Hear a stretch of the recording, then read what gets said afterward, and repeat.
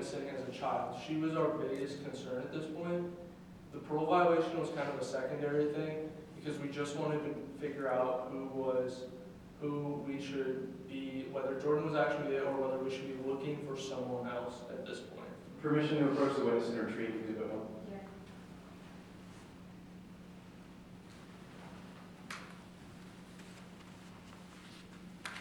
Now, detective, during your investigation, you collected some items from Jordan Ryder's tent, right?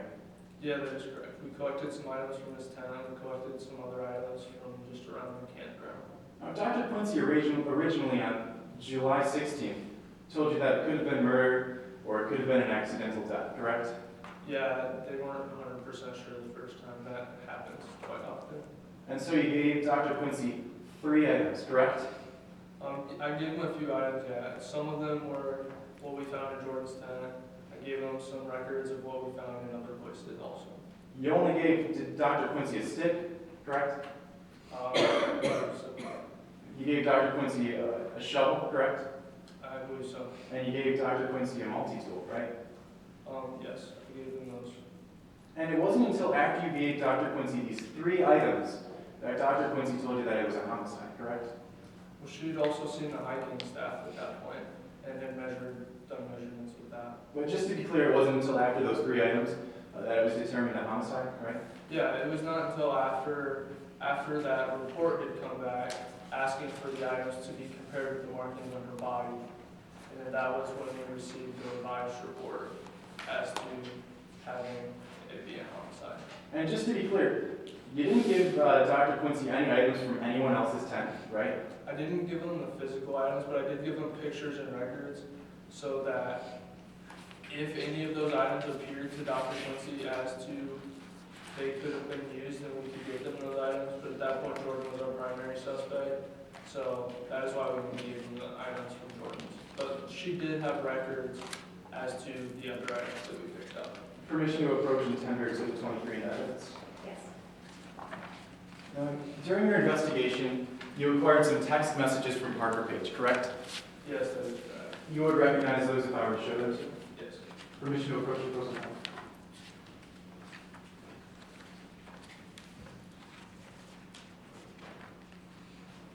Permission to approach the witness with the stand? Yeah. Would Your Honor like a courtesy copy? Yes.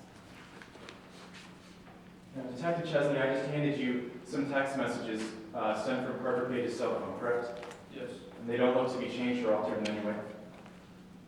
No, not that I can tell. At this time, Your Honor, the defense submits Exhibit 27 into evidence. Any objection? Okay. Now, Detective Chesney, I want you to look at the bottom of that page at the timestamp. Parker sent that text message at 4:38 p.m., correct? Yes, that is correct. Now, you have a cell phone yourself, right? Yeah, You can't send a text unless you have service, right? yeah, that's correct. And if you try sending a text when you don't have service, it won't go through, right? Yeah, that's correct. It won't go through until service is received. So somewhere where Parker was, she had cell phone service, correct? Yes, that's what it appears. Now, during your investigation, you had cell phone service at the campsites, right? I don't believe so. I believe it was at the cafe. Well, you received a text while you were at the Calkins campground on the campsites, right? Yes, we were communicating at that point. You received emails while you were at the campsites, right? Yes. But you didn't check the left row loop to see if there was any service, did you? No, I did not. We did not receive these at that point. I had not found these yet, so I had no reason to believe or to check that out at that point. Well, you didn't check with Parker's cell provider to see if they even had any towers nearby, did you? No, I did not. This evidence was not what we figured would be the driving force in this, so we felt that we had sufficient evidence besides this. You saw this text message that Parker was alive at 4:38, but you didn't think it was important to go check to see if there was service? I mean, like I said, if the text is sent, it may not go through until service is received again. So there's no telling whether that text was attempted to be sent on locker room loop and actually got sent when the phone reached a different place, or if it was actually sent on locker room loop and actually reached a signal from that location. So without knowing the precise location and being able to track it, there's questions on times and when text messages go through. Thank you, Detective Chesney. At this time, I have no further questions, Your Honor. Permission to approach and retender Exhibit 27 into evidence? Yes. Or with the courtesy copy signed? Yeah, that's fine, yes.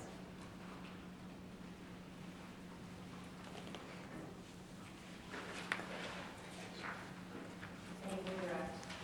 No, Your Honor.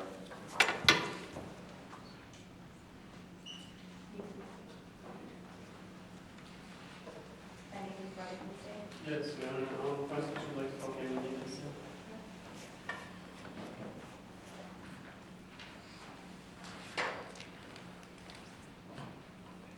May I proceed? Yes. Could you state your name for the court? Cameron Lane. So what do you do for a living, Leslie? I'm a bonds person at Blue Bonds. Do you, outside of work, is there anything that you like to do for fun? I really enjoy camping, hiking, anything that's fun and adventurous outdoors. Speaking about camping, are you familiar with Calkins Campground? Yes, it's my favorite campground. Are you also familiar with Jordan Ryder and Parker Page? Yes, I am. Why are you familiar with them? They were there the weekend of July 13th through 15th as well. Are you also familiar with Lacroix and Luke? Yes. Objection, Your Honor, as to a leading question. I'll rephrase. Okay. Are you familiar with any of the trails on Calkins Campground? Yes, I've attempted to hike all of them. Have you successfully hiked all of the trails at Calkins Campground? I've tried to hike the Lacroix Loop, but it's a pretty difficult trail and it takes some advanced hiking skills and I'm not too adventurous, so when I have tried, I've either failed just because of the elevation or just from getting exhausted. So, before you stated that you were familiar with Parker Page and Jordan Ryder, can you please tell me about your first interaction with the pair? The first time I saw the two, they were in a red Chevy truck as I was getting my campsite, and the two seemed to be arguing. Okay, was the arguing, what were they arguing about? From what I could tell, it seemed like they were arguing about the radio station. Objection, Your Honor, to more prejudicial than probative may be heard. Yes. This argument between Jordan Ryder and Parker Page that this witness may have heard goes to show no fact in this case to be more or less likely, specifically that what's in contention here today, that Jordan Ryder actually pushed their kid off of a cliff. Response? May I confer with counsel? Yes.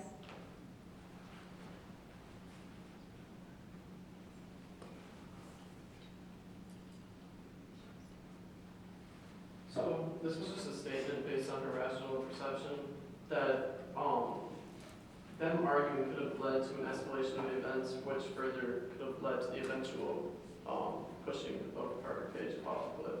Your Honor, may be heard on those grounds. Yes. That foundation that this could have escalated to something further was never laid, and I don't believe that this has any probative value in this case. I'm gonna roll. So, did you end up having another interaction with the pair later that day? Yes, later in the day, I went to go out for a hike and I saw the two at the entrance of the Lacroix Loop. And it seemed like Parker had a bit of a limp on her right leg. And she seemed excited to be going camping, but Jordan seemed to kind of be in a hurry. What did you do after this? After I decided I would go to kind of relax and just hang out at Muskie Pond, and I was just kind of enjoying my time at the campsite.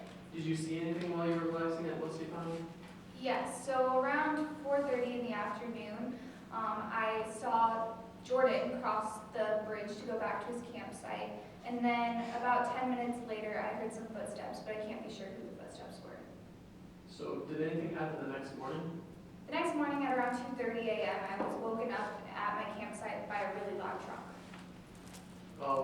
Was that truck, did it sound the same as the truck that passed earlier when you first saw Jordan Ryder Parker? Objection, Your Honor, to speculation may be heard.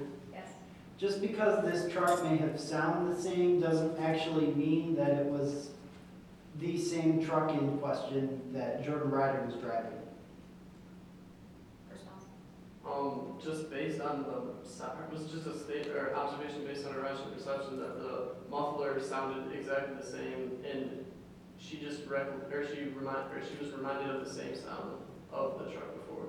Whose mindset is this getting into? I'm just simply stating that I don't believe this witness can lay the foundation that this truck is exactly the same truck as Jordan Ryder, and if that's the case, then I see this as irrelevant testimony. So it's relevant, it's not speculation. I would say lack of foundation, Your Honor. I think Excuse it goes me. to weight, not admissibility, so I'll roll. Yes, Your Honor. So how did you end up becoming involved in this case? Well, when I got back from a trip to Aruba, my phone regained signal after being international, and I had some missed calls from Detective Chesney. And when I returned the calls, he had some officers come and pick me up for an identification. No further questions. Ross? Yes, Your Honor.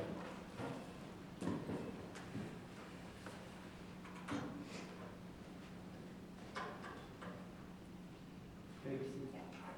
Now, you saw Jordan Ryder cross the bridge from the LaCrone Loop at 4:30, is that right? Correct. And during that time, you heard somebody else cross the bridge about 10 minutes later, is that right? Yes, about 10 minutes later, I had heard footsteps. But you can't tell me who that was, right? No, I was looking off the view at the lake, and I didn't really pay attention. It could have been anybody that crossed that bridge behind Jordan? Yeah, the footsteps sounded pretty light, though, so I assumed it was Parker. Well, that's right. It could have even been Parker Page, is that right? Possibly, but I can't be certain because I didn't see them. I just heard the footsteps. Now, you also saw a bit about this investigation on TV, is that right? Correct, I did see it on TV when I got back from my trip. And you'd had several interactions with the defendant and their daughter previously, is that right? Yes, I had seen them arguing, and I had also seen them being somewhat happy together. And in your own words, when you saw that coverage that Jordan Ryder was being arrested, you couldn't believe it, is that right? Yeah, I was shocked that something could happen at the campground. I didn't expect it. You didn't think Jordan Ryder could kill their own daughter, is that right? No, but I couldn't believe that anyone would be willing to kill their own child. Thank you. No further questions. Your Honor. Anything further to say? Sorry. Redirect. No, Your Honor, we just asked that our witness. The state has no further witnesses, we just asked for a